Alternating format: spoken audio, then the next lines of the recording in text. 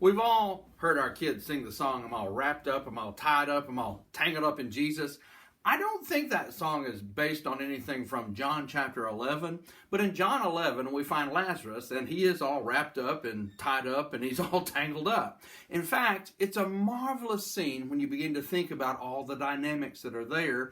And when we begin to look at it, we see that Jesus has asked, show me the grave where they've laid him. Show me the tomb where he is. They take Jesus there. And then Jesus asks for the stone to be rolled back from the tomb. There's a lot of commotion about that. Martha protests. We are told that on this way to the tomb, there's a lot of weeping and wailing from all the people that have come to comfort Mary and Martha in this loss. And now the tomb is opened. And apparently, there's a lot of silence. I think I understand that. I think if I had been there, I probably would have stopped weeping and wailing and thought, what's going on? And my focus would have been on that tomb being open, and I would have thought, what is he thinking? Why is he doing this? But nobody's saying anything. Mary and Martha are also very quiet. And then Jesus says, Lazarus, come forth. And once again, there's silence. And then he comes out. You know, there's that old saying about silent as the grave. Well, the only thing that wasn't silent was the grave right now, because Lazarus came out.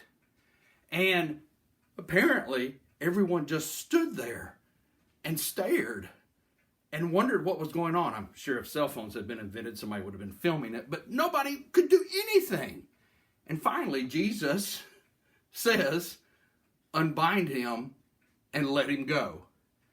There was the man returned to life, all bound up in those grave clothes, and nobody was doing anything about it. Nobody was rushing up to him. Nobody was trying to help him get unbound from all those clothing. And yet Jesus said what seemed to be the most obvious thing. Help him out of those things and set him free. Maybe there are people in your life, my life, that are wrapped up and tied up in terrible situations. And maybe we just kind of stare at them sometimes. And maybe we have the ability and we could help them be unbound and set a little more free than they are.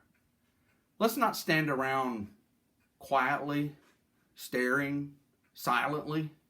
If we can help someone, like Jesus said, let's unbind them and set them free.